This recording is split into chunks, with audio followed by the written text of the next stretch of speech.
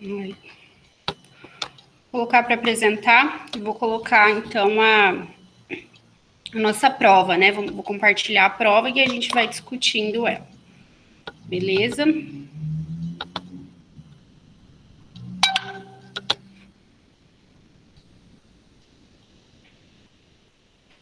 Cada de vocês eu já terminei de corrigir, né? Tô terminando a da outra turma, falta mais 2 turmas para terminar de corrigir, meu Deus. Direito Penal 2, né? Primeiro bimestre.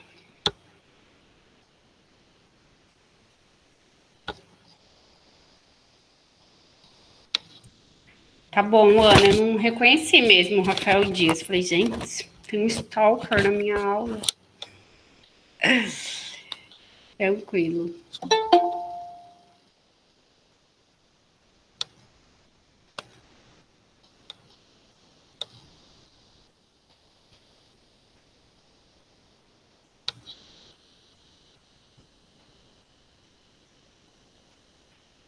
Volta aí mais tarde. Tá ouvindo essa música agora, fico com a música na cabeça.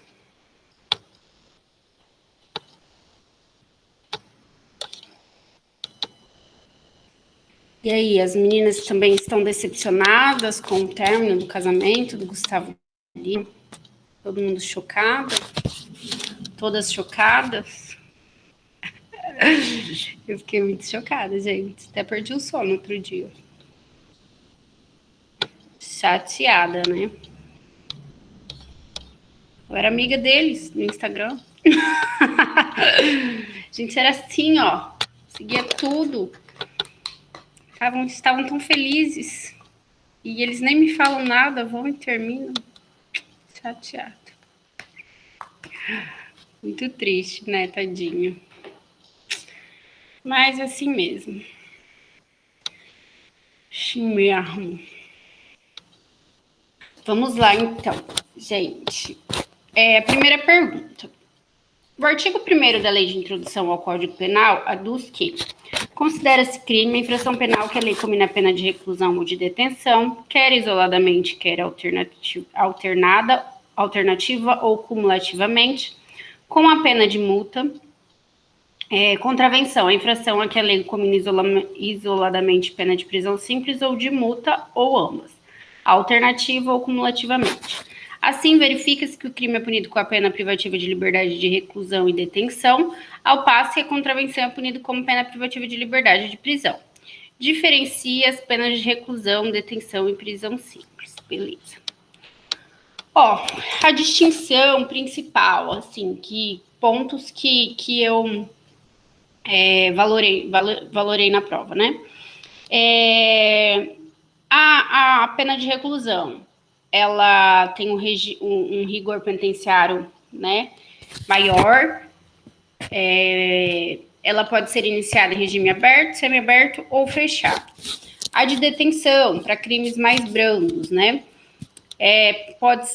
pode iniciar em regime semiaberto e aberto. Não pode iniciar em regime fechado, mas durante a execução da pena pode ter a regressão de regime. Beleza. A pena de prisão simples, ela é prevista somente para as contravenções penais. E ela somente pode iniciar em regime aberto ou semiaberto, não podendo regredir para o regime fechado. Essa era a diferença. Daí teve gente que colocou sobre onde é cumprida cada uma, enfim. Tudo bem. Tem gente que teve um problema em distinguir a pena reclusão, detenção e prisão simples de regime. Por exemplo, perguntei e a pessoa foi e colocou o que é o regime fechado, o que é o regime semiaberto, o que é o regime aberto. Então, se algum de vocês que está ouvindo que está assistindo a aula, fez isso, não era isso que era para falar na questão. Eu queria que distinguisse a pena de reclusão, detenção e de prisão simples. Elas são espécies de penas privativas de liberdade. Lembra que lá na primeira aula a gente já fez, ó. Tem as penas privativas de liberdade, as penas restritivas de direito e a pena de multa. Dentro da pena privativa de liberdade, a gente tem reclusão, detenção e prisão simples. Os regimes são como vai ser cumprida essas penas, como vão ser cumpridas, em regime aberto, fechado ou semiaberto. Mas os regimes, eles não são espécies de pena, certo? Não. A pena privativa de liberdade, ela tem 3 espécies, e os regimes são como vai ser cumprida essas penas, né? Tem os 3 regimes. Mas muita gente confundiu reclusão, detenção, prisão simples e regimes. Então, tenham cuidado, mas a maioria levou essa questão aí numa boa e acertou, beleza? Gente, essa aula também, além de eu comentar cada questão da prova, é o momento de vocês tirarem dúvida quanto à nota de vocês. Por exemplo, professor, então por que você tirou nota minha nessa questão? Ou, enfim, este é o momento, tá, gente? É até bom que deu para eu corrigir a prova de vocês antes dessa aula, então vocês já estão com as notas e os comentários em mãos, então esse é o momento de vocês tirarem essas dúvidas, combinado? Vamos lá. 2. Tício foi condenado pelo crime de furto em janeiro de 2016, tendo a sua pena extinta pelo cumprimento em janeiro de 2018. Em setembro de 2018, Tício cometeu um novo crime de furto, sendo condenado a apenas de 3 anos de reclusão. Nos termos do artigo 33 do Código Penal, qual o regime inicial indicado para o início de cumprimento de pena? Por quê? Valia 5, tá? Valia 5 a prova. Ó, a grande sacada aqui era saber se o Tício era reincidente ou não. Porque a quantidade de pena o problema deu, 3 anos. Só que o problema não falou se ele era primário ou se ele era reincidente. Ele deu um probleminha ali, né? Então, a grande sacada era saber. Quando eu disse que houve a extinção da pena pelo cumprimento, muitos confundiram. Falaram, pô, se houve a extinção da pena pelo cumprimento em 2018, janeiro, em setembro de 2018 ele cometeu um novo crime, então ele era primário. Mas não, gente, lembrem que depois de 5 anos da extinção da pena é que ele volta a ser primário, né? Tecnicamente primário, que a gente chama, né? Então, ele era reincidente nesse caso, porque apesar de ter extinta a pena, fazia alguns meses só que essa pena tinha sido extinta. E não 5 anos, como é necessário. Só um pouquinho, vou pegar uma água.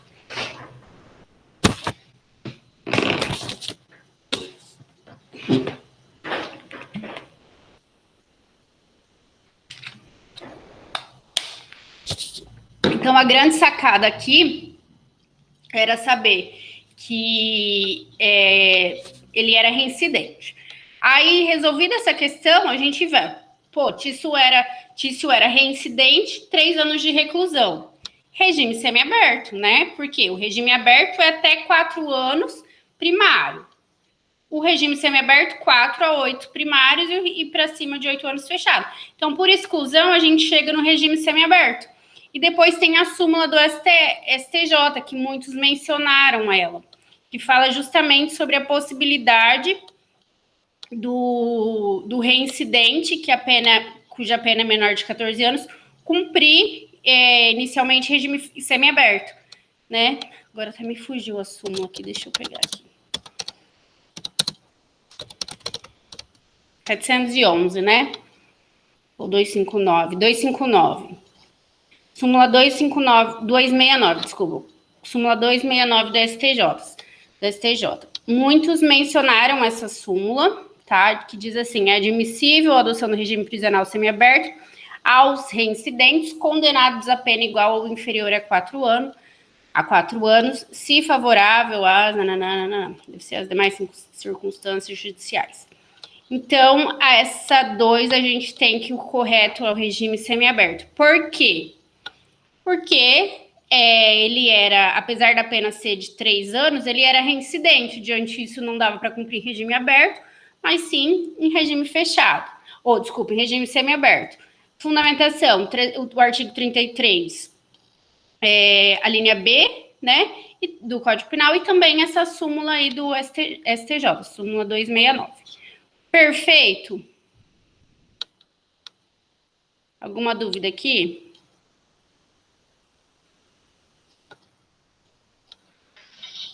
Deixa eu falar que fica mais fácil. Pode falar. Você tinha, tava no chat, você tinha colocado isso de comentário, eu não entendi muito bem. É na 3 essa. Ah, é porque tá o 2. Não, é na 3. Eu coloquei errado, então. Ah, entendi. Eu falei, ué, mas eu não entendi. Mas beleza, então, obrigada. Na 3. Agora, muita gente esqueceu desse requisito. Porque quando eu pedi os requisitos da suspensão condicional da pena, muitos só colocaram os incisos e esqueceu de colocar o caput. Que o caput fala que a pena privativa de liberdade é até 2 anos, né? Não superior a 2 anos. Então, muita gente esqueceu de colocar isso, Nayane, não foi só você, não. Vamos chegar lá na 3. Vamos para a 3, então. O Instituto da Suspensão Condicional da Pena, vulgarmente conhecido como SURSIS, trata-se de medida descarcerizadora, vez que a suspensão condicional da pena tem por finalidade evitar o aprisionamento daqueles que foram condenados a penas de curta duração, evitando-se com isso o convívio promíscuo e estigmatizante do cárcere. Isso é uma passagem do Rogério Greco, né? 2010, página 176. Quais são os requisitos necessários para a concessão do SURSIS? Os requisitos necessários para a concessão do SURSIS estão no artigo 77 do Código Penal. Aqui também houve um pouquinho de confusão, vamos dizer assim. Primeiro, o Instituto do 44 do Código Penal é a substituição da pena. Lembra, o juiz faz a dosimetria da pena. Ele coloca a quantidade de pena, né? Depois ele vê se tem causa de aumento e diminuição, atenuante. Primeiro ele vê atenuante e agravante, causa de aumento e de diminuição. Daí ele coloca o regime, fixa o regime. Depois ele vê se tem a substituição do artigo 44. Não tendo a substituição do 44, aí que ele vai para o 77, que é a suspensão condicional da pena. Então, eu percebi um pouquinho de confusão, uma ou duas pessoas, tá, só, que confundiram aí a substituição do artigo 44 com a suspensão condicional da pena do 77. Então, a gente estava falando da substituição do 77. Outra coisa, uma pessoa ou duas colocou também sobre o artigo 89 da Lei do Juizado. O artigo 89 da Lei do Juizado fala da suspensão condicional do processo. Apesar do nome ser muito parecido, similar, são o mesmo nome, né? Um é da pena, outro é do processo. Então, são institutos diferentes.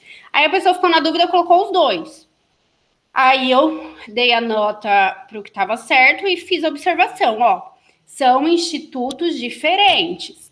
O artigo 89 da Lei do Juizado, ele prevê a suspensão condicional do processo. Então, antes de iniciar o processo, o Ministério Público, né, se preenchido os requisitos legais, ele oferece a suspensão condicional do processo. Então, nem chega a ter o processo, que dirá uma sentença. Mas isso está lá no 89 da Lei do Juizado. O que a gente estudou aqui é a suspensão condicional da pena. Então, já teve um processo, tem uma sentença, já tem uma pena, aí logo abaixo da pena, logo abaixo do regime, o juiz oferece essa suspensão condicional da pena. Beleza? Então, essa foi a principal confusão. Quanto aos requisitos, vamos lá. Primeiro, pena, a natureza da pena, né? Pena privativa de liberdade. Por quê? Porque não tem suspensão de pena de multa, nem suspensão de pena já substituída, né? Não. Então, primeira, pena privativa de liberdade, não superior a 2 anos. Muitos esqueceram, como a Nayane, mas justamente por isso, porque está no caput. Aí a gente sempre vê, né, no direito, sempre os requisitos realmente estão nos incisos, ou nas alíneas, enfim. Aí já foram colocando os incisos e esqueceram do caput. Mas, então, primeiro requisito, pena privativa de liberdade, não superior a 2 anos. Segundo requisito, não reincidente em crime doloso, né? Ai, deixa eu abrir aqui o meu. Não reincidente em crime doloso. Terceiro requisito, a culpabilidade, os antecedentes, a conduta social, a personalidade do agente, bem como os motivos e as circunstâncias, autorizem a concessão do benefício. Então, a gente está aqui no terceiro requisito. E quarto e último requisito, que não seja indicado ou cabível a substituição prevista no artigo 44 do Código Penal.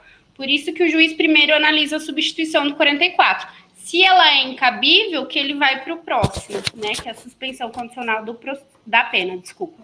Aí não tinha necessidade de colocar as exceções, tá? Porque eu não questionei, não perguntei sobre as exceções, mas quem colocou também não perdeu nada por isso, né? Porque a bunda não prejudica. Um minuto.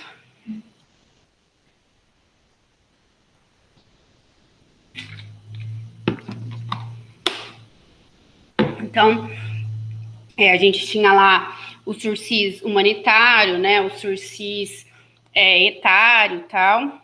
Aí quem colocou, sem problemas também. A 4 e a 5. Gente, vocês têm que aprender. Às vezes quem tá aqui nem tá nesse caso, mas eu vou falar de uma maneira geral. A responder o que pergunta. Porque às vezes vocês respondem um monte de coisa e o que eu perguntei acaba ali no meio e eu não vi. Enfim. Mas também porque assim, ó. Eu perguntei, por exemplo. Caio e Tício atiraram contra Mévio, sendo que um deles acerta mortalmente o alvo e o outro erra, não se sabendo qual deles conseguiram alcançar o resultado morte. Se Caio e Tício agiram unidos pelo liame subjetivo, qual crime cada um cometeu? Aí no 5. No caso em que Caio e Tício não agiram unidos pelo liame subjetivo, pelo vínculo subjetivo, qual crime cada um cometeu? Então, assim, ó, primeiro que vocês têm que pegar aqui nesse enunciado. Não se sabia qual deles alcançou o resultado morte. Primeira coisa. Segundo, aqui eles agiram unidos pelo liame. Pô, eu tô dando na questão que eles agiram. E aqui diz, não agiram unidos pelo vínculo subjetivo. Por que eu tô falando isso? Porque, por exemplo, responderam lá em cima, aí aqui embaixo responderam assim, por exemplo, no caso em que eles não agiram pelo liame subjetivo, cada um responderá pela sua conduta. Tá. Aí, não, daí falaram assim, cada um responderá pela sua conduta. Aí, se sabia, enfim, tem uma resposta lá que acabou não respondendo o que eu queria, entendeu? Eu tenho certeza que a pessoa sabe, tanto que ela deu uma aula ali, mas não respondeu o que eu perguntei. Então, aprendam a ler o enunciado e tirar o que eu quero dali, ó. Então, aqui, não se sabe qual alcançou o resultado morte, eles agiram unidos pelo liame subjetivo. Então, eles estavam em concurso. Se eles estavam em concurso de pessoas, eles vão responder pelo resultado, que é o homicídio. Então, aqui a resposta da 4 era: Caio e Tício cometeram o crime de homicídio, certo? Vez que estavam, né, em concurso para a prática do delito, então responderão pelo resultado morte.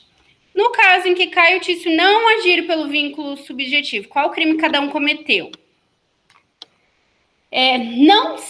Qual que era a resposta? Tendo em vista que não se sabe qual acertou o tiro fatal, ambos respondem por tentativa de homicídio, né? Pois em dúvida pro réu, em dúvida pro réu, né? Como a gente não sabe quem de fato acertou mortalmente, fatalmente o Mévio, os dois vão responder pela tentativa. Acho que também, mas assim, na média foram muito bem, eu fiquei bem contente com o resultado da prova.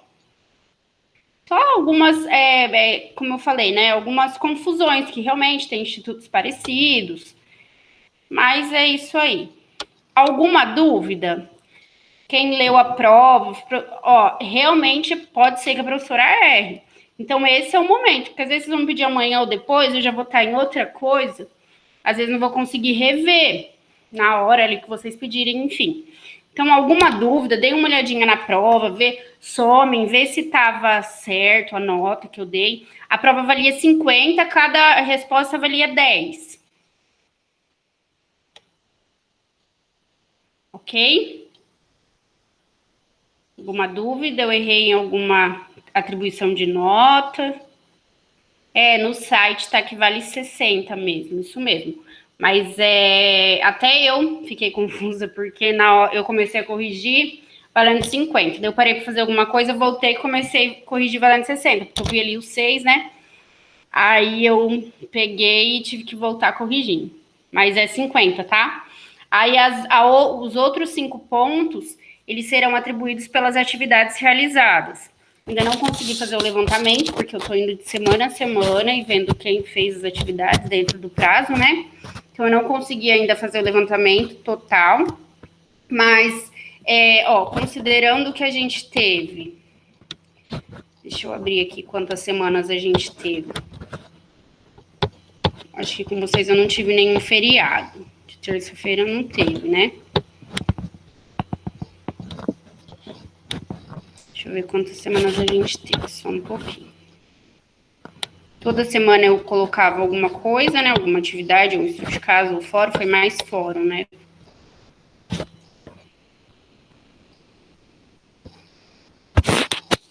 Peraí que eu tô abrindo. Primeira semana, segunda, terceira, quarta, quinta, sexta, sétima, oitava, nona. Aí 10ª foi a prova e 11ª é essa. Então, nós tivemos 9 semanas. Nenhuma dessa teve... Não teve aula, né? Mesmo, nós tivemos 9 semanas. Então, eu vou pegar as 9 atividades, pegar 50 pontos. 50 pontos e dividir por 9. Ó, 50 dividido por 9, 5,5. Então, quem fez uma atividade, mais 5,5. Quem fez 2, mais 11. Quem fez, e assim vai. Beleza? Perfeito, gente? Acho que a gente pode dar continuidade na matéria, né? Então, vamos lá. Vamos lá. Matéria do segundo bimestre já.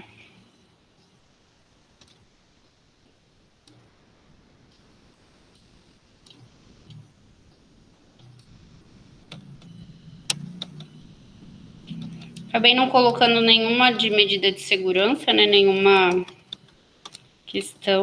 Eram só 5, daí não... Acaba faltando. Acaba sobrando matéria. Vamos lá, hoje nós vamos falar sobre os efeitos da condenação.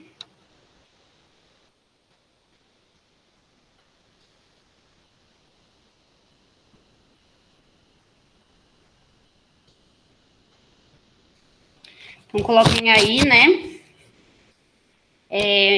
Segundo bimestre, nossa primeira matéria do segundo bimestre. Querem que eu... Deixa eu abrir um Word aqui para vocês irem acompanhando comigo. Ou eu ir acompanhando com vocês, né? Tem um quadro de comunicações. O que é isso? Deve ser... Iniciar novo quadro de comunicação. Vocês sabem o que é isso? Tenho medo de abrir e bugar nossa aula.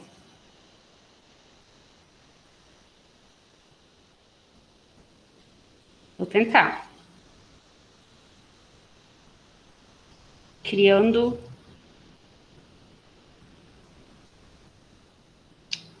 Já quero. Vou abrir um Word mesmo. Bom e velho Word, que não tem erro.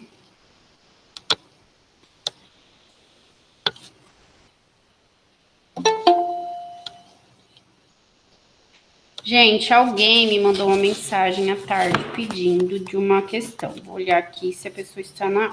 Eu também não abri ainda.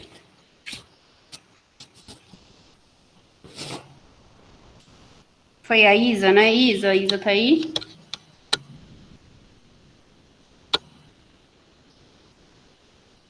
A Isa não tá. Bom, depois eu vejo com ela, então.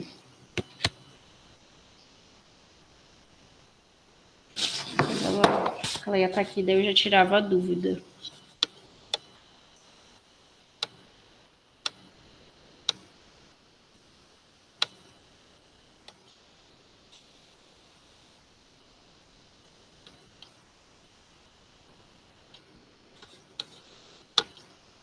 Então, vamos lá, gente. Nossa primeira aula do segundo bimestre. Eu vou fazer igual a professora fazia antigamente no quadro, né? Coloca a data, uma frase de motivadora, coaching, aí segundo bimestre, começar.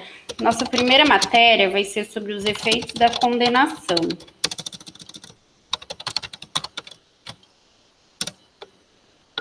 Estão visualizando junto comigo? Deixa eu abrir o chat aqui.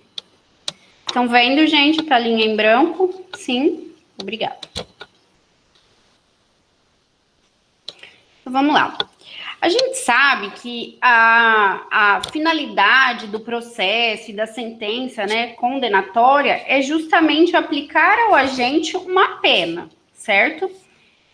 Porém, além dessa pena e além do que a gente já tem, que o juiz fixa, né, que é a pena privativa de liberdade, a pena de multa, a pena restritiva de direitos, a gente tem outros efeitos da condenação. E é justamente sobre isso que a gente vai falar nessa aula, tá bom? Então, vamos lá. Deixa eu abrir aqui com vocês. Anotem aí. Vamos fazer uma introduçãozinha para vocês entenderem do que a gente está falando.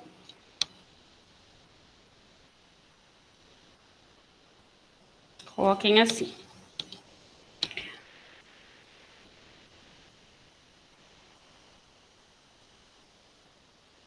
A sentença penal condenatória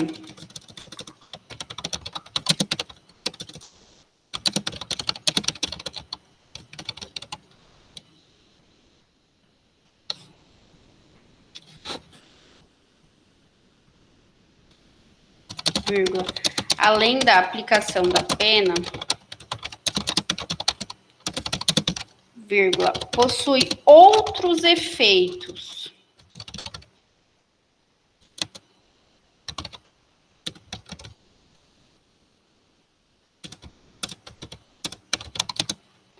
os quais se encontram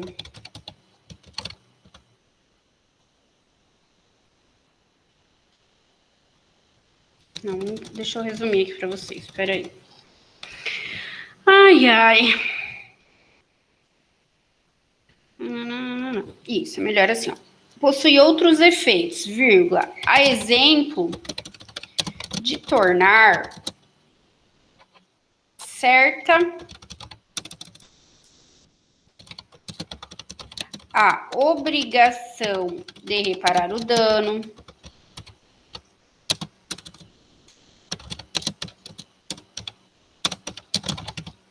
causado, né, pela prática da conduta delituosa, então dano causado pelo crime. A perda de cargo ou função pública.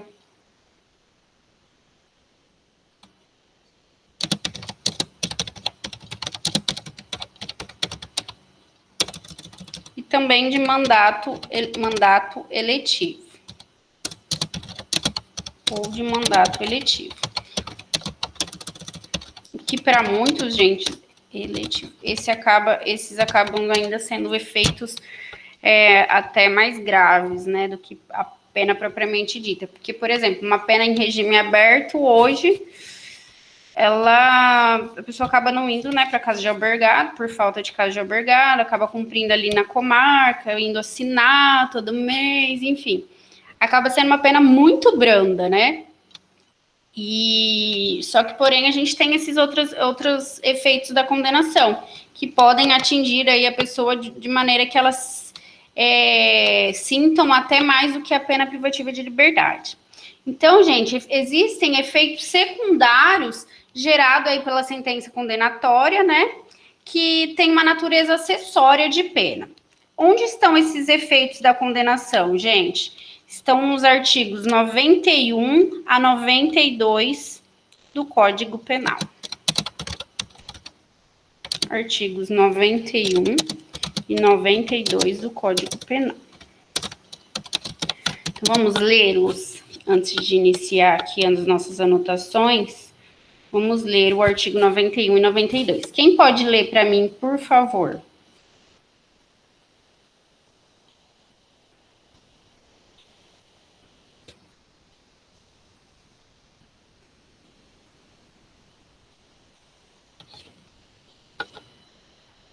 Gente. Nayene, que eu sei que seu microfone funciona. Oi, oi, oi. Ai, que susto! Tá, deixa eu fechar a porta, dá uma zona nessa casa. Eu Tá. leio. Tá bom. Lê, por favor. Ele inteiro? Uhum. 91 e 92.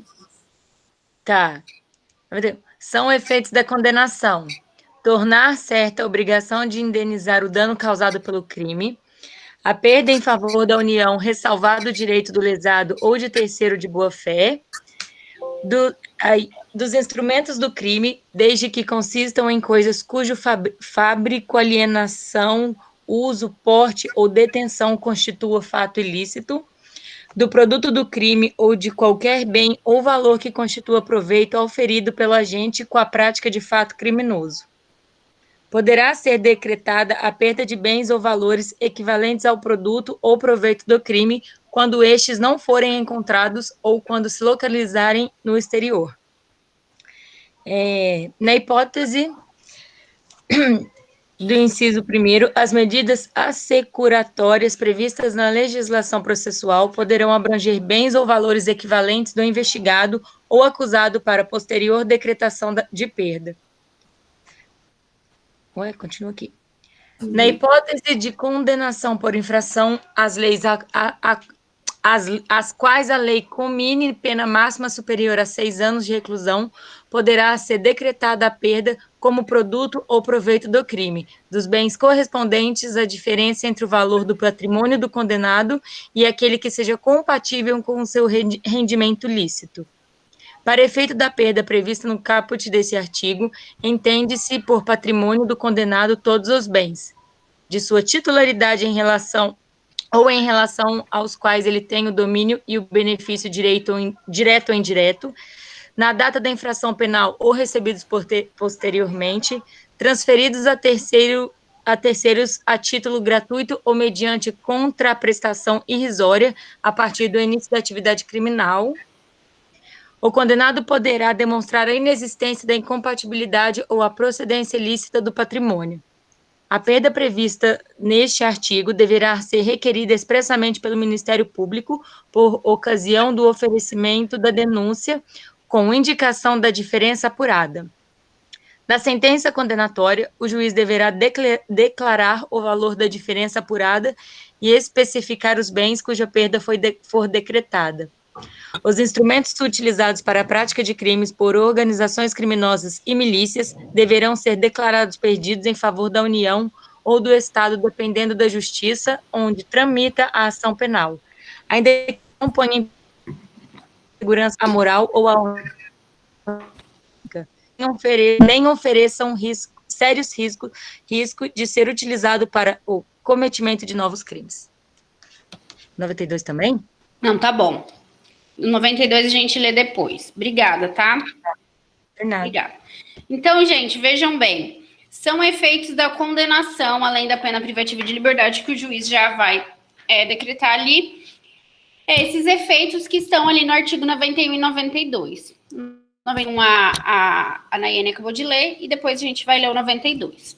Importante, gente, quando se tem uma condenação definitiva? Só depois do trânsito em julgado de sentença penal condenatória, certo?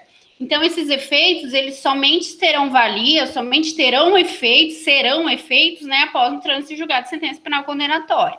Então, essa é a primeira observação. Segunda observação, pergunta-se, são efeitos automáticos ou o juiz tem que decretar na sentença? O que vocês acham?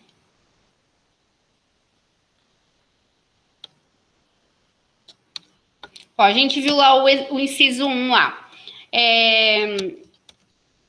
Tornar certa a obrigação de indenizar o dano causado pelo crime. Vocês acham que, tendo a sentença penal condenatória, já fica certo o dever de indenizar, ou o juiz tem que decretar na sentença, tem que mencionar? O juiz deve decretar? Na verdade, não. O artigo 91, ele traz os efeitos genéricos, em que são efeitos automáticos da sentença penal condenatória. Já os efeitos previstos no artigo 92, considerados como efeitos específicos, esse sim o juiz deve decretar. O que talvez esteja aí confundindo vocês, que quando eu pergunto sobre reparação do dano, vocês pensam assim, realmente, né? Como vai condenar alguém automaticamente a reparar o dano?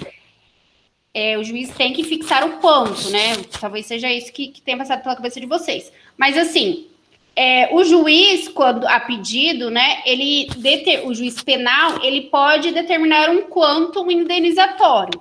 Mas mesmo que ele não determine, lá no juízo civil, com a sentença penal condenatória em mãos, vocês já vão ter certo dever de indenizar, entendeu? Lá vocês só vão discutir o quanto indenizatório. Se houve um dano, já tem uma sentença penal condenando o sujeito por aquele crime, ou seja, foi ele o autor daquele dano. Então, se o juiz ali no juízo criminal, ele não fixou um quanto, lá no civil vocês vão para fixar esse quanto, mas já é certa a obrigação. Então, nesse sentido que o juiz não precisa decretar, já é um efeito automático, entenderam? Então, vamos colocar isso no caderno. Coloquem assim, ó. Existem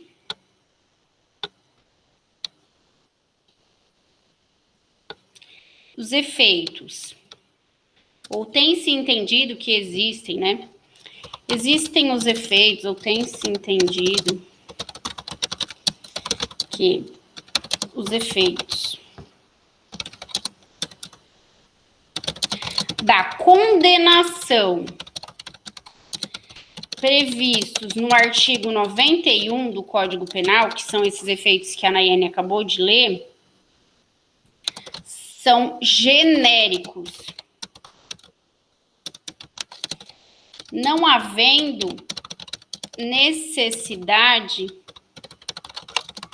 de sua declaração expressa, não havendo necessidade de sua declaração expressa, sua, né?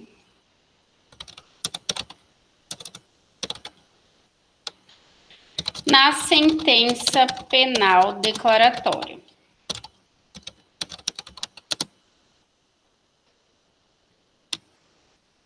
Certo? Declaratória não, condenatória, gente. Ninguém me corrigiu. Condenatória. Ponto. Já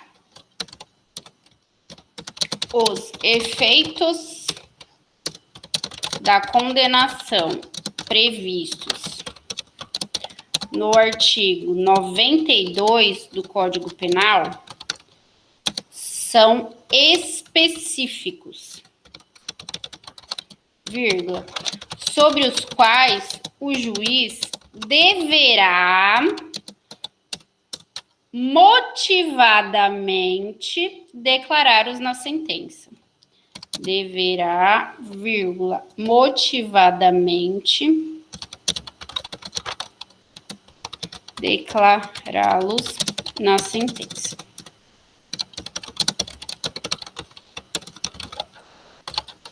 Então, vejam aí esse entendimento, né?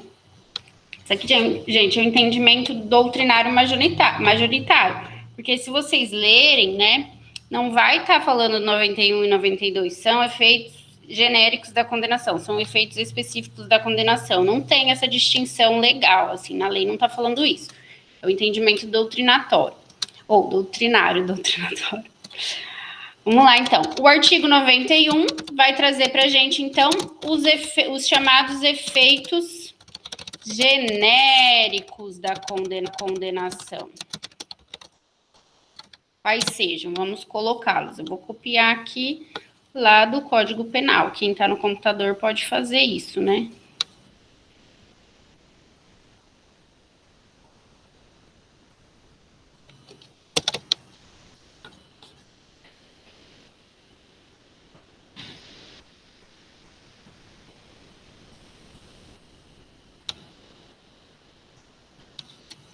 Aí. Então, os primeiros que a gente vai estudar serão os efeitos genéricos da condenação, previstos no 91. Então, vamos estudar primeiro o inciso 1. Tornar certa a obrigação de indenizar o dano causado pelo crime. Então, o que eu falei para vocês, a gente vai anotar agora, que assim, pode ser que o juiz ele não conche ali o dano, o quanto do dano, né? Até porque, salvo engano, até porque ele só vai decretar o dano se houver um pedido expresso, né, da acusação. Se não tiver nesse sentido, ele também não vai decretar, ele não vai fixar esse quanto. Mas a vítima, né, depois vai lá no juízo civil e vai, já com uma sentença penal condenatória em mãos, já há essa responsabilidade, né, do agente, do réu, do condenado. Só vai, então, no juízo civil fixar esse dano. Então, vamos colocar isso aí no caderno. Então, no inciso 1 diz assim: tornar certa a obrigação de indenizar o dano causado pelo crime. Coloquem aí, por favor. Embora sejam independentes, vou só abrir a porta, tá?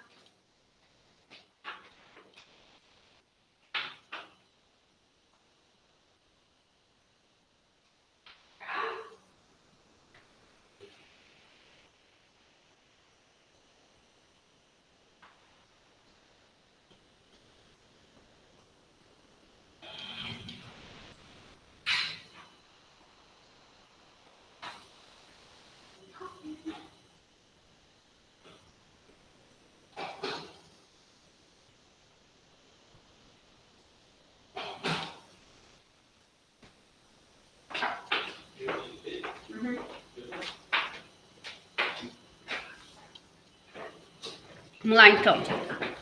Voltei, peraí, deixa eu ver onde vocês estão aqui. Olha lá. Coloquem assim, então. Embora sejam independentes as esferas civil e penal,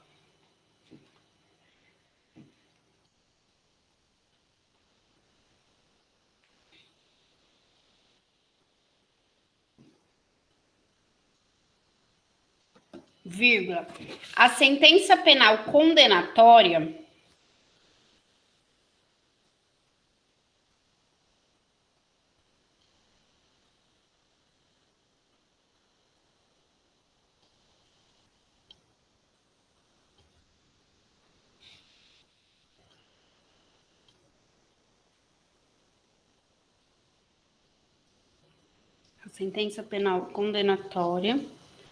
com trânsito em julgado,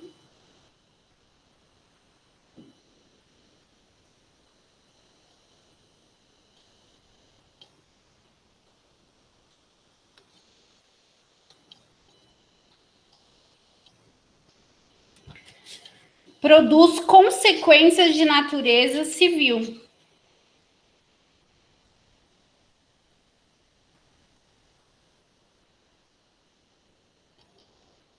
Ponto.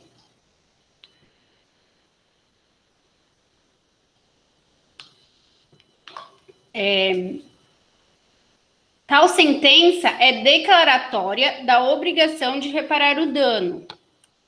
Tal sentença é declaratória da obrigação de reparar o dano.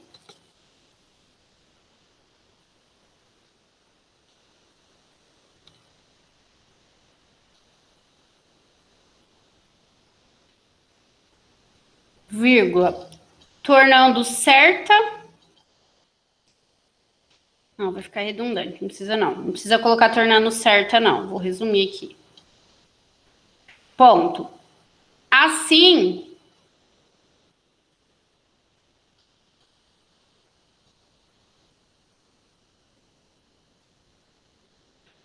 uma vez proferida a condenação,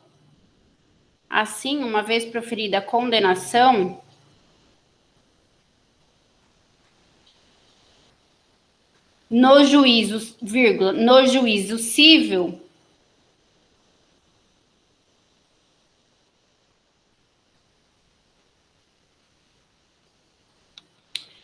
vai se questionar apenas o quanto da indenização. No juízo civil, vai se questionar apenas o quanto da indenização. Ok, Laisla, tranquilo. Então, é isso aí, tá? Houve já, imaginem que é um crime de furto, em que houve um dano, né? Imagine que é um crime de furto, houve um dano material, o juiz reconheceu a prática do crime, reconheceu a autoria do crime. Então, ainda que na sentença ele não coloquem ali da reparação do dano, aquilo ali já é um título executivo, mas que vai ter que ser liquidado na esfera civil, certo? Aí na esfera civil não vai mais se discutir a autoria do delito, né? Mas somente o quanto indenizatório. Então, é um efeito automático. 2. A perda em favor da União, ressalvado o direito do lesado ou de terceiro de boa-fé. 2 pontos. A. Dos instrumentos do crime, desde que consistam em coisas cujo fabrico, alienação, uso, porte ou detenção constitua fato ilícito. Do produto do crime ou de qualquer bem ou valor que constitua proveito auferido pelo agente com a prática do fato criminoso. Então, é a perda, gente, em favor da União dos instrumentos utilizados para o crime, desde que esses instrumentos sejam ilícitos, tá? Ou do produto do crime ou de qualquer bem ou valor que constitua proveito auferido pelo agente com a prática do crime. Por exemplo, se eu furtei um veículo, aquele veículo é produto direto do meu crime, beleza? Não tenho que falar que não seja, né? Agora, imagine que eu lavei dinheiro e com o dinheiro lavado eu comprei um veículo. Então, ele entra aqui, ó, proveito auferido pelo agente. E importante isso aqui também, ressalvado o direito do lesado ou de terceiro de boa-fé. Né, somente vai perder em proveito da União, desse instrumento do crime ou desse produto do crime, se não houver ali um terceiro de boa-fé ou uma vítima, né, que vai ter esse bem, vai ressarcir, vai ser abre lá, não sei o que, vai ser ressarcido deste bem, tá? Então vamos distinguir o instrumento do produto, anotem aí. Anotem aí. Instrumento.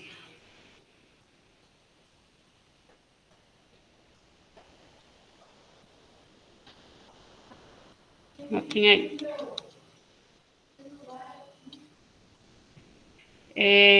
Instrumentos. Deixa eu resumir aqui só um pouquinho. Os instrumentos do crime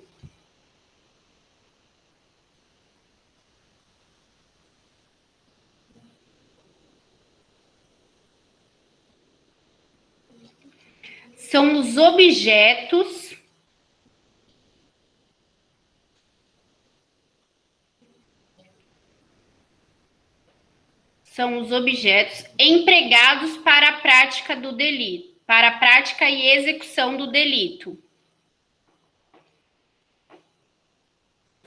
Certo? Então, deixa eu ver como coloquei, são os objetos, isto é, coloquei direto, né? São os objetos empregados para a prática e execução dos delitos. Uma observação, gente, somente poderão ser perdidos em favor da União os instrumentos do crime que se constituam em coisas, né, cujo fabrico, alienação, uso, porte ou detenção constitua fato ilícito. Por exemplo, se alguém dolosamente utilizar o seu automóvel,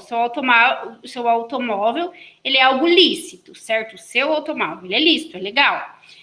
Para causar a lesão na vítima, o fato dele ter utilizado o seu veículo não vai fazer com que esse veículo seja perdido para a União. Por quê? Porque aquele veículo é lícito.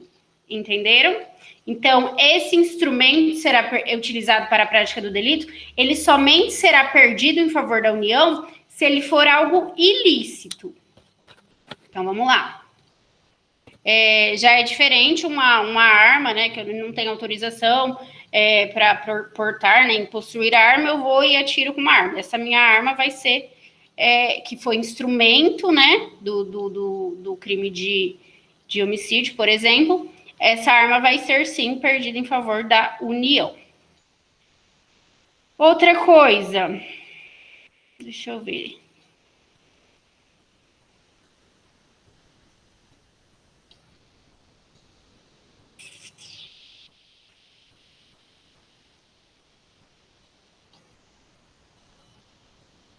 Vamos lá, próximo. Próximo inciso aqui.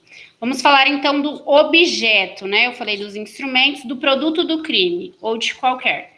Anotem aí, produto do crime.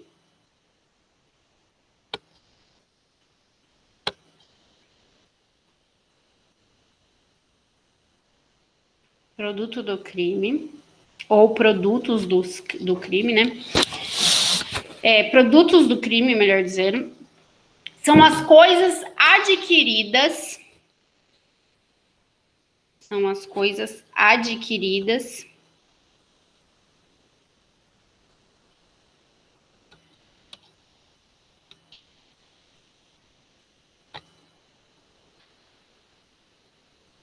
diretamente com o crime.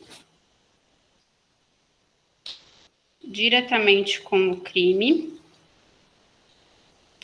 Por exemplo, coisa roubada.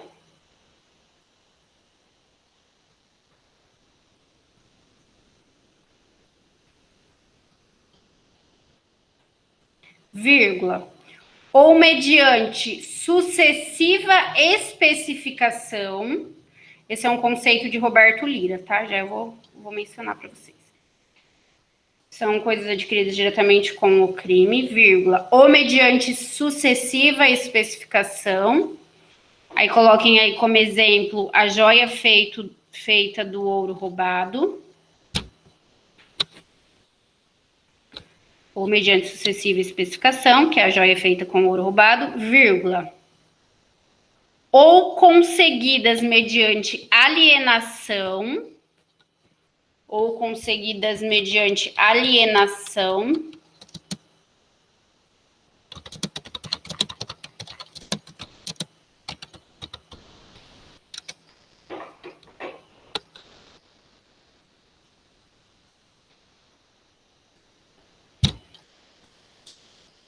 Por exemplo, aí, gente, coloca entre parênteses, né? Dinheiro da venda do objeto roubado. Ou seja, eu vendi o objeto e esse dinheiro, então, ele vai ser perdido para a União. Então, entre parênteses, dinheiro da venda do objeto roubado.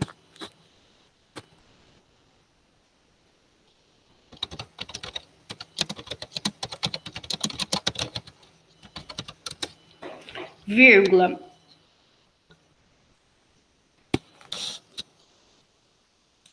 Ou criadas com o crime. Por exemplo, a moeda falsa. Então, ou criadas com o crime.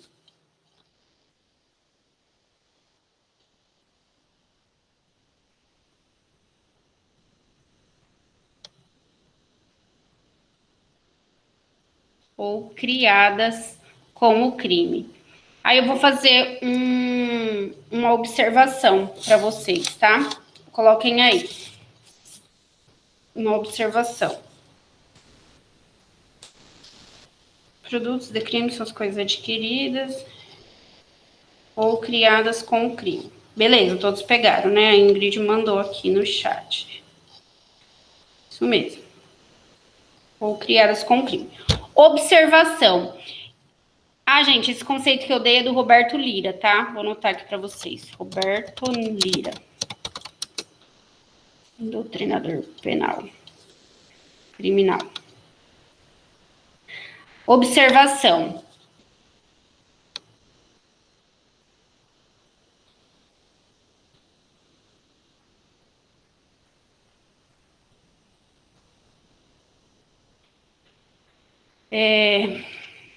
Embora tratado como efeito automático da condenação, essa é uma observação aqui do inciso 2, tá? Embora tratado como efeito automático da condenação penal transitada em julgado,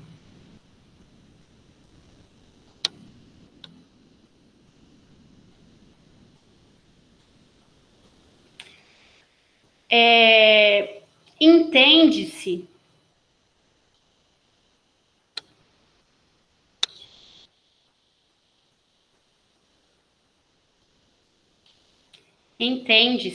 que o julgador deverá, na sua decisão, entende-se que o julgador deverá, na sua decisão,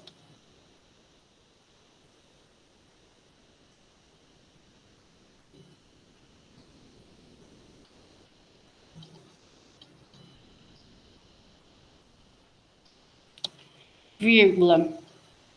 Gente, se eu estiver indo muito rápido, vocês avisam, tá? Vírgula.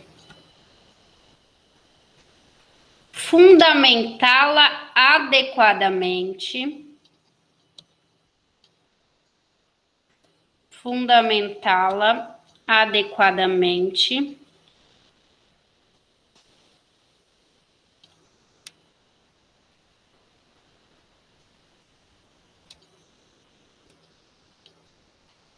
Fundamentá-la adequadamente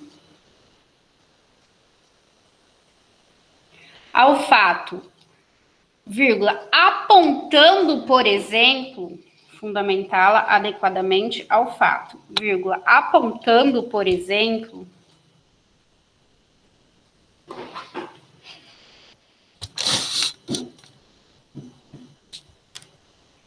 apontando, vírgula, por exemplo, vírgula, os motivos que o levaram, os motivos que o levaram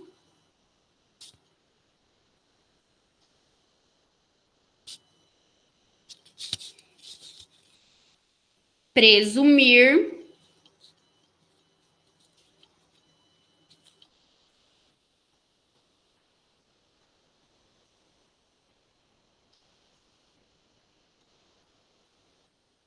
que o apartamento adquirido pelo agente,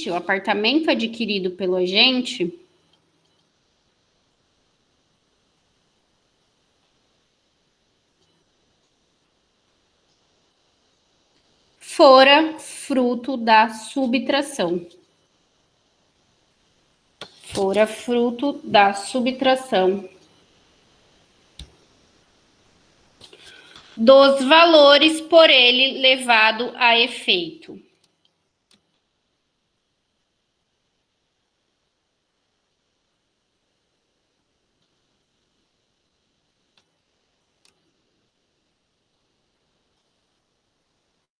Certo?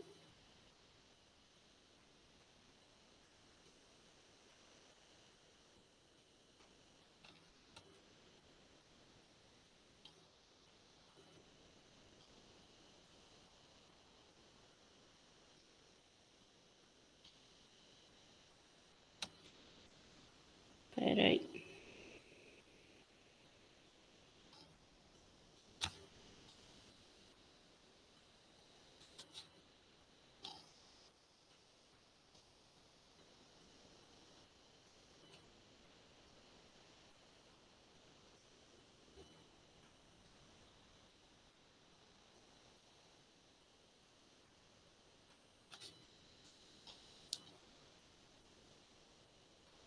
Beleza, gente? Dúvida até aqui? Pegaram tudo? Nayane pegou. Quem não pegou, tranquilo. Roberto Lira, beleza. Lá em cima, vamos lá. Gente, alguém depois tá editando agora? Não. Instrumento, não. Gente, no caso de um caminhão carregado de drogas, não se perde veículo. Quem perguntou, Henrique. Henrique, tá aí ainda? Tá. Henrique, o que é o que é pacífico, o que é pacificado, que com certeza vai perder. Se comprova, claro que ele fica apreendido, né? O veículo fica apreendido até o final da sentença para resolver aí se ele vai ser perdido em favor da União ou não, ou se vai voltar aí ao seu dono, ao condenado, enfim. A princípio, se comprovado que este bem tem origem ilícita, ou seja, que esse bem ele foi adquirido como fim foi adquirido com dinheiro do tráfico, por exemplo, e que ele somente é utilizado como instrumento do tráfico, a princípio.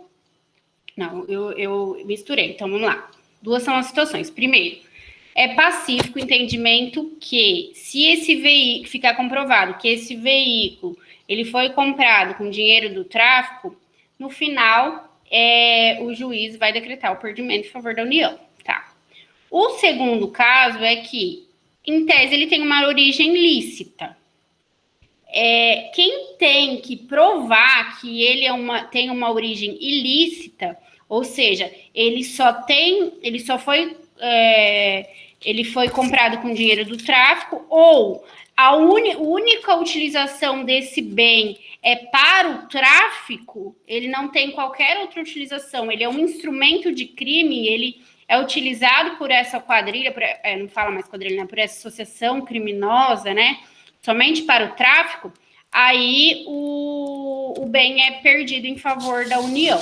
Só que é importante destacar que quem deve comprovar isso é a acusação. Porque, veja bem, uma arma como instrumento de crime é de fácil visualização. Agora, um caminhão como instrumento de crime, a gente sabe que isso acontece, mas para comprovar que aquilo ali somente é utilizado como instrumento de crime, a acusação que deve fazê-lo, entendeu? Ele somente vai perder em favor da União se ficar demonstrado. Eu até tinha separado uns julgados aqui para vocês nesse sentido. Deixa eu achar aqui.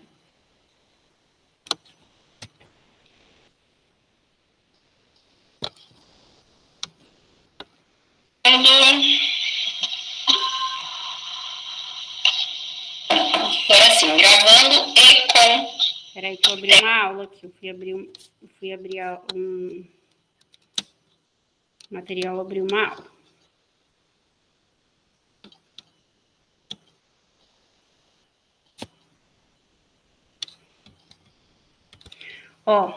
É assim, ó. Uma passagem do jurista Vicente Greco Filho. Basta para a perda que os veículos e demais instrumentos tenham sido utilizados para a prática dos crimes definidos na lei, que é a lei antitóxicos, né? Deverá, porém, o juiz, para não chegar a um resultado abusivo, determinar a perda apenas dos instrumentos direta ou intencionalmente colocados como instrumento do crime, não os que ocasionalmente sejam ligados à conduta criminosa. Para a perda, repetimos, a necessidade de um nexo etiológico entre o delito e o objeto utilizado para sua prática. Haveria, por exemplo, a perda de um caminhão especialmente utilizado para o transporte da maconha. Então, nesse caso, a acusação deveria comprovar que aquele veículo era especialmente utilizado, tão somente utilizado para o transporte da maconha. Nesse sentido, as jurisprudências vêm se manifestando. Só se pode vingar se restar comprovados que os objetos apreendidos foram exclusivamente utilizados para a prática delitiva, ou destes sobrevieram, ou seja, só pode ser aplicado quando restar incontroverso a ligação entre os objetos e a prática do tráfico, sendo que o ônus de provar, em tal caso, compete à acusação. Não sei se ficou claro, se eu consegui explicar bem. Você entendeu? Sim, ficou claro? Sim, então tá. Então é isso. Vamos lá. Vamos ver a gente terminou os efeitos automáticos, né, os efeitos genéricos, e daí a gente tem os efeitos específicos da condenação, Ou seja, aqueles efeitos que o juiz deve decretar expressamente na sentença penal condenatória. Quais sejam? Vou colocar aqui também. Vamos lá. Artigo 92.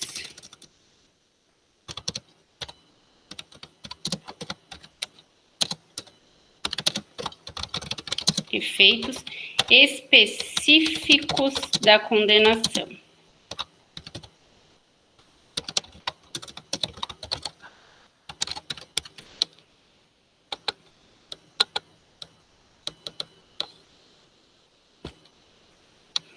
Então, quem estiver no computador também pode copiar e colar. Está lá no 92. Aí, gente, no 91A, que a Nayene tem algumas explicações, né, sobre como que é feito o procedimento, quando vai para o Estado, enfim. Depois vocês deem uma lidinha ali.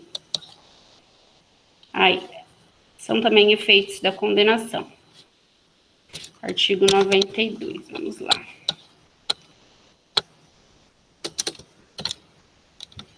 Primeiro, o efeito específico. A perda de cargo, função ou mandato eletivo. A. Quando aplicada a pena privativa de liberdade por tempo igual ou superior a 1 ano, nos crimes praticados com abuso de poder ou violação do dever para com a administração pública. Então, nesse caso, vai haver a perda de função ou mandato eletivo. Lembrando que deve haver uma manifestação nesse sentido do juiz, né? Ele tem que decretar expressamente. B. Quando for aplicada pena privativa de liberdade por tempo superior a 4 anos nos demais casos. Inciso 2. Esse inciso 2 já é de 2018, né? A incapacidade para o exercício do poder familiar, da tutela ou da curatela nos crimes dolosos sujeitos à pena de reclusão cometidos contra outrem igualmente titular do mesmo poder familiar, contra filho, filha ou outro descendente ou contra tutelado ou curatelado. Então, veja bem, um pai que comete um estupro contra filho, por exemplo, você acha que o juiz não vai aplicar isso aqui? Que é justamente antes chamado pátrio poder, né? Hoje é poder familiar. É justamente declarar incapaz para o exercício do poder familiar. 3. Inabilitação para dirigir veículo quando utilizado como meio para a prática de crime doloso. Então, um acidente que ficou comprovado o dolo do agente, seja ele dolo direto ou dolo eventual. Aí, o juiz pode aplicar a inabilitação para dirigir veículo. Na verdade, nesse caso meu, né, no dolo, pode não, ele vai, né? Porque, na verdade, ele vai ter uma condenação específica. Lá no CTB ele tem. Aliás, tá certo. Porque o dolo, o homicídio doloso no trânsito, ele não é processado pelo CTB, né? Não atinge o artigo do CTB. Ele utiliza-se do Código Penal mesmo. O CTB só vai utilizar o culposo. Então, daí ele pode aplicar, além da pena do homicídio, da lesão, poderá, por exemplo, colocar aqui, especificar, né, a inabilitação para dirigir veículo aí como efeito da condenação. Parágrafo único. Os efeitos de que trata esses artigos não são automáticos, devendo ser motivadamente declarados na sentença. Então, tá aqui. Vamos sublinhar, certo? Por isso, chamados de específicos, apesar de não ter essa denominação pela lei. E aqui, genéricos, apesar também de não ter essa denominação pela lei. Joia? Muito legal, gente, isso aqui, porque é algo tão simples, não é difícil, a gente só lê no 91 e 92 a gente consegue entender. Só que, como não tá na parte geral, tá ali na parte específica, aliás, tá na parte geral, né, não tá nos artigos, dos crimes propriamente ditos, às vezes a gente passa batido, né? Mas aí são efeitos da condenação, efeitos secundários da condenação. Beleza? Dúvidas? Dúvidas até aqui? Vou pegar a chamadinha aqui.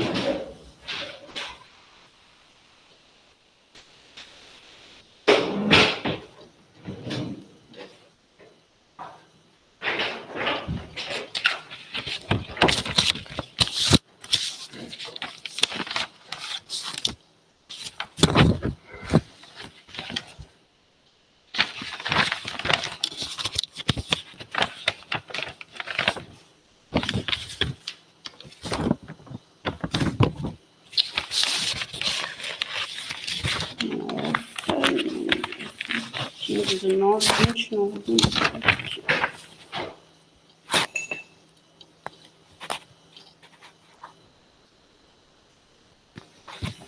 Bruna Moresco.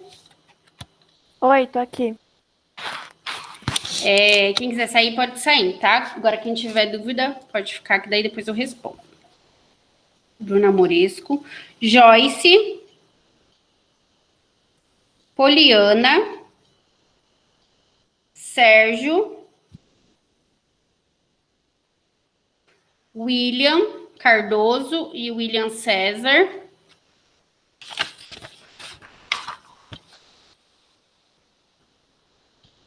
Adriana. Ana Cláudia. Presente. Ana Paula. Ângelo. Carla. Ellen. Fábio. Fernando. Presente, professora. Aline. Henrique. Ingrid.